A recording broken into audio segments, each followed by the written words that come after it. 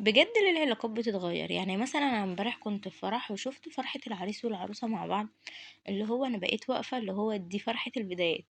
فليه مثلا ما نفضلش كده على طول؟ يعني فاكرين اول ايام الخطوبة او اول ايام الارتباط لما تبقي قاعدة مستنية منه مكالمة، وانت مستني ان هي تبعت لك رسالة وماسك الموبايل حافظ المواعيد اللي بتتصل بيك فيها، وانتي قاعدة مستنية انه يكلمك. احلى لحظة لما قلبك يدق اول ما تشوفي اسمه على الموبايل، لما يجيلك رسالة منه. ليه الحاجات دي ما بتفضلش موجودة؟ بتفضلي حافظة ريحته. يعني لو حد حاطط نفس البرفان بتاعه وهو معدي من جنبك قلبك بيدق. أول نظرة بتشوفيها لما يعدي أو يجيلك قلبك يدق. وانت أول ما بتلمس ايديها بتحس ان الدنيا كلها طايرة، بتبقى قاعد كده متنح. فليه يا جماعة الحاجات دي كلها بتتغير بجد؟ يعني حتى وانا واقفة في فرح عمالة اقول لكل اللي واقفين، عارفة انا فرحة البدايات دي واقفين بيضحكوا وبيرقصوا وبيهيصوا اللي هو بعد شهر هيضربوا بعض بالجزم.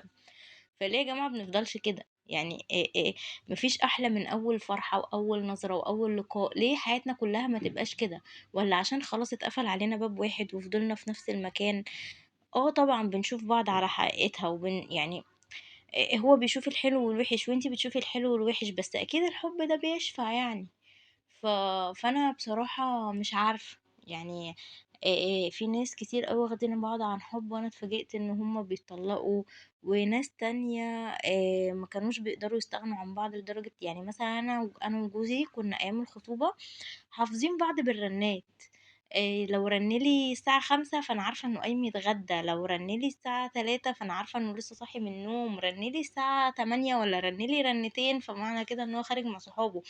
وأنا نفس النظام. فليه كل الكلام ده بيتغير؟ يعني ليه كل الحاجات دي بتتغير؟ كل اللي متجوزين عن حب يقولوا لي حياتكم فعلا اتغيرت بعد الجواز ولا فضلت زي ما هي؟